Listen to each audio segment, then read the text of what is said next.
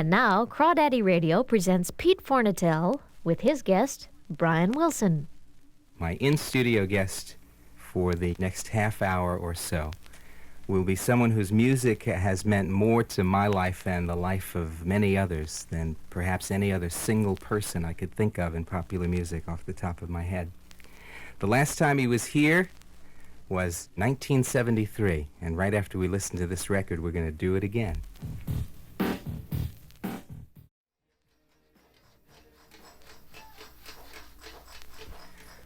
Originally on the 2020 album and then collected later on the Good Vibrations Best Of package, The Beach Boys.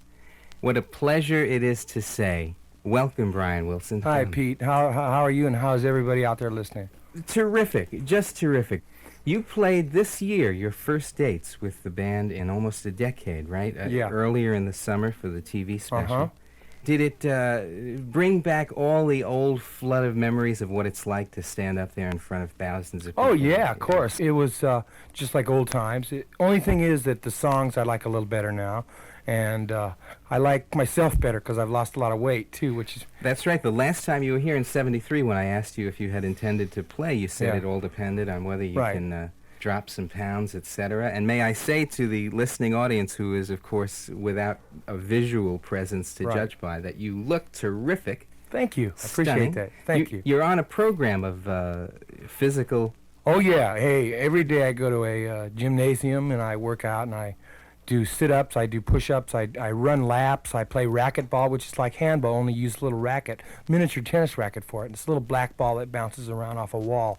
I'm getting in shape. The concerts keep me in shape, too. Yeah, well, the band was in town towards the end of the summer, and I caught Right. it at the Nassau Coliseum. Right. This is, after 15 years of success and greatness, how do you feel about the future of the Beach Boys? Is it an endless thing? It looks pretty good. We have a lot of songs that we did. All of a sudden, out of nowhere, I started getting into songwriting again, which after a few years I was inactive. And Can we talk about that, Brian? yeah, what happened was I kind of got laid out, see, and I kind of lost interest in recording, and everything just sort of went kaput, you know? The pressures of the business side Yeah, of things? that plus I was taking drugs too much. I was overdoing the drugs, like a lot of people. We all get into that. So I kind of got laid out, and but eventually what happened was I got a psychiatrist in my life who had put me on a program, not only counseling from him, but having me see other counselors, going to a gym, and going to school at night, and just taking up things for my mind. This is Dr. Landy? Yeah, Dr. Landy. And born out of that was the interest again to record, which, you know, doesn't come along every day when you can be truly inspired. Well, it just so happens that in the spring of this year, I got inspired and we did 15 Big Ones. Right. Well, just about a month ago, we recorded 2 albums. Are you ready for that? Wait a minute. 2 new albums. We're 2 ahead of schedule now. It's out of sight. Yeah. After 4 years Yeah. of no new material Right. from the boys, you're telling me that in the period since the spring, you've got literally not only 15 Big Right. Ones out, but 2 more coming? That's right. I think that our next batch of material is going to be as good as ever. I couldn't see doing any better for this period of time right now. Brian, can you recall the specific point? I mean, there was literally a time when the Beach Boys served as the vehicle for your vision of music, certainly through the Pet Sounds album and then the version of Smiley Smile that ultimately got released in 1967. After that, it seemed as if, by choice or design, you had let go your control of the group, and the other members then individually on the albums from Wild Honey Right. up until 15 Big Ones all got a chance to get in there and be producers, et cetera, et cetera. Was there a specific decision involved in de-emphasizing your active role with the band? No, not really. No, it just came about naturally. It's not a thing like that at all. What about in that period where there was a dry period as far as singles were concerned? Right. And there was a time when the concept of the Beach Boys had gone out of fashion for the mass audience. Right. Did you take that personally? Oh, yeah, definitely. I took it. What else could I do? I mean, that's all I had. You know, my whole life depended on the success of the Beach Boys, and unfortunately, when you get something rolling like the Beach Boys, it's not really easy to identify with anything else but that, you know. And when something like that wanes or it seems to have run a cycle, it can get to you in a certain way. It can really get to your blood. I mean, It affects me very much. I'm very deeply affected by what people think, you know. Okay, I would love to get your impressions of why you think the group and its music and the repackages from a couple of summers ago came back so strong, just as big, if not bigger than ever before. What do you think happened to I make think that what possible? happened was that the new audience, or your new kids, your teenagers, were exposed to old songs which to them were new. I think it's a matter of the generation having moved up a step. And I think it had to do with the fact that it was reaching them for the first time, although a lot of the older generation picked up on it too. But I do think that's the reason, that it was because of the new generation. So, what kind of faces were looking up at you in that audience in Cincinnati the other night? 16, 15, around there, right around in there. And also, I guess, our peers as well. I mean, you Right. always get a sprinkling of the old-timers. You get the old timers all over the place. who are Sure. gonna come out. Sure. This year, which is an incredible one, it has been a banner year. It brought you your first top 10 single in almost 8 years, a best-selling album, a TV special. Were you happy with the way the TV special turned out? Oh yeah, I especially the part with the choir. I mean, I know you told me before the interview, you said that you thought the choir was magnificent. I Yeah. thought they were too. Very good. Double Rock Baptist Church out in Compton, California. Really extraordinary singers, and really kind of added a sprinkle of spiritualism to the song. I wish there was a version available to us of that particular Right. session. There We do isn't. have our version though. And we will play it from the album 15 Big Ones, that same old song. From the album 15 Big Ones, the Beach Boys, and that same song.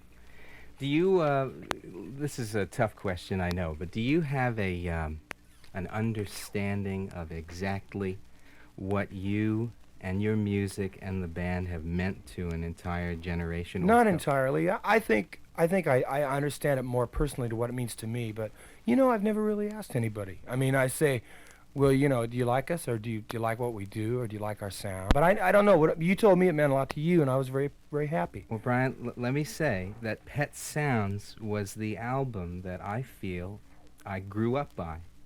Because whatever was going on in your head at that time was like a little Xerox machine going on in the heads of thousands and thousands of young people in this country in 1966. And it was like a shoulder to cry on. It was like a reaffirmation of our own existence. Right. It was a spiritual experience. Is it in any way embarrassing for you to see your personal life and problems splashed all over the covers of national magazines? This year alone, there was the monumental 2-part series in Crawdaddy by Tim White. Right, Rolling the recent Stone. Rolling Stone cover story, the People cover story. Right. Does it hurt you to be analyzed so publicly? It does in a way. I don't mind being criticized, you know, logically. Take a person and logically analyze the guy and lay it out for public. But I mean, if they knock me down, then it hurts a little bit. But I take it in stride. I figure that you got to see both sides to a person. It's good for everybody to see a person as he is, you know. But I think by and large, just getting written about is the main thing. I think the publicity of it all and feeling that you're in the limelight, that there's something to read about, this all means a lot to me. These things mean the most, you know. If people were looking for clues about Brian Wilson in your music, off the top of your head, Brian, which songs from any period in the Beach Boys' career, from any period from the earliest right up to the present, which songs would you say reveal the most about you personally? Gee, that's hard. I think That's Not Me reveals a lot about From myself. Pet Sounds, yeah. My folks, when they wrote, and something as I told them, what I was up to, said that's not me. And just the idea that you're going to look at yourself and say, hey, now, look, that's not me. Kind of square off with yourself and say, this is me, that's not me. You know, that explains it. I think God Only Knows explains a lot about me, and that I believe in God, and I am humble enough to say God knows what I would be without somebody, whoever I was talking about, or say I was talking about an imaginary person, which I was at that time. But it just goes to show that feelings, you know, when you believe something and you believe it, you reflect it in your songs. I mean, you say how you feel, and songs don't lie. Songs are the most honest form of a human being there is. I mean, there's nothing that lies about a song. In that respect, you have given the world a 15-year biography of yourself Yeah. and all of your changes. There's a song on Pet Sounds called Wouldn't It Be Nice, which I see that you've queued up. I'd like to explain that a little bit about Please that. do. That's Please. that's a song expressing the need to have freedom and live with somebody. The idea is, the more we talk about it, the more we want it. But let's talk about it anyway. Let's talk it over. Let's talk about what could be, what we might have if we really got down to it. From one of the greatest rock albums ever made, 1966's Pet Sounds, The Beach Boys.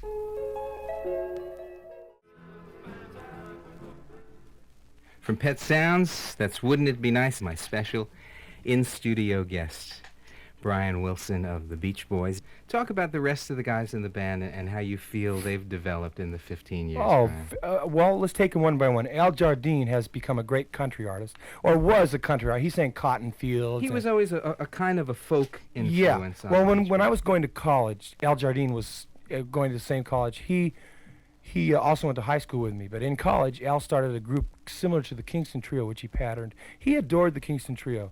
He later on suggested that we cut Sloop John B, which the Kingston Trio recorded. Right. It's from a poem called Wreck of the Sloop John. So we did Sloop John B per Al's request, and Alan has come a long ways as far as a folk country artist and a rock and roll artist. How about your brothers? Carl has come so far in rock and roll singing. He's probably one if not our best singer. Mike Love and Carl are our best singer. Mike Love, of course, has been consistent all the way through. Hasn't really gotten much better because he was always excellent to start with. Dennis has come so far in creating and writing songs. We've all come a long ways. I mean, I've come a long ways in writing. My writing changes with the times, and it's a good feeling to know that everybody in the group is in there somewhere doing something. Dennis has a solo album coming out, does he not? Yes, he does. It's a good. I heard some of the cuts he down at the studio between Beach Boys sessions. He said, "Hey Brian, come here. I want you to hear this." He played it for me. I said, "Dennis, that's funky. That's funky." And I said, "Hey, that's good. I like it. It's great. Good work. You're gonna have a hit album. I hope he has a hit album. Dennis Wilson's solo album is gonna be a good album." Does this pave the way for other members of the band to do individual projects, yourself included? Yeah, he's kind of starting a little movement. I think Carl's planning to do the same thing. Carl will probably be the next to do it. Well, in I'm a not sense, going to. Well, now you're alone on Saturday night. Well, it's good to know. It's good to know that there's an audience out there that could experience a Brian Wilson alone without the Beach Boys. It's good to know that you have that freedom. Mhm. I mean, it's nice to know you're in a group, but it's also nice to know that you can get out there and do your shtick. So which is good. I'm glad that I was offered the post. A lot of people, individuals from groups, aren't really offered anything. So in that respect, I'm glad that they said I could step out of the Beach Boys and do the Saturday night show. Brian, were you pleased with the repackages by your former label? Oh yeah, I thought they chose good material. The repackages went to #1, and they were just excellent choices. California Girl, Surfer Girl, all those songs went on there, and it was sort of a quick synopsis or summary of historical perspective of the Beach Boys' music, which was really nice to live through. When those albums, in fact, did become as successful as they did, was that part of the renewed confidence that lets you kind of sneak out of the room every now and again and get back into it? Yeah, yeah, you could say that, of course. Here's one from left field. Are you a good father? Excellent father. I wasn't before.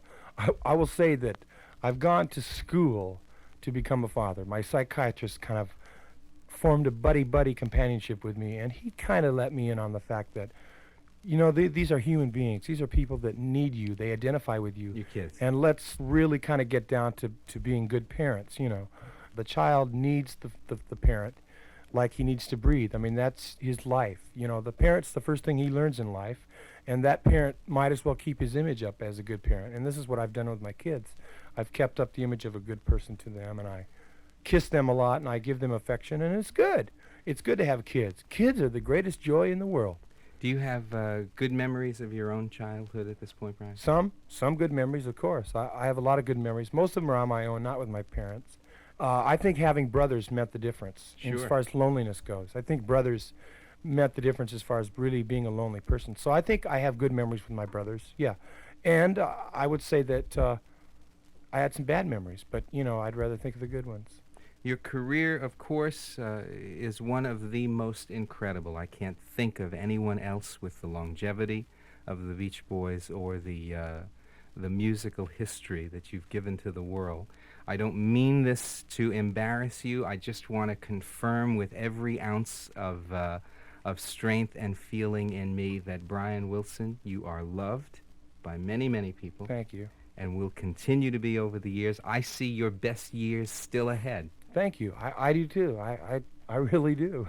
Are you happy? Yeah. This is the first year I lost 50 pounds. Can you believe that? Woo! 50 pounds in 1 year. No, I went down to 200 from 250. And I'm going to go to about 190, 185, and I don't need as much food, you know. They say, get away from those fries. You know, I say, I want those fries. I want them. Nope. You cannot. If you want to lose weight, throw carbohydrates away and go on a low carbohydrate diet, which I did, which is cool. I'm happy now. I look better. I feel better. Hey, that's the way to go, you know. You do this for yourself. You're not doing it for anybody else. Damn it, I am so glad that you are here to say that, because people are very often, when there's a middleman, like a newspaper in the way, and when you have to interpret tone of voice or inflections of a quote, it gets in the way of the listener or the reader really perhaps understanding where someone is at. And the fact that you could come here today and speak to the people in New York who care about you is such a trip. I cannot thank you enough for taking the time out and coming by again today. We'd like to thank WNEW Metro Media for providing the Brian Wilson interview. This is Sylvia Grant. Good night for Crawdaddy Radio.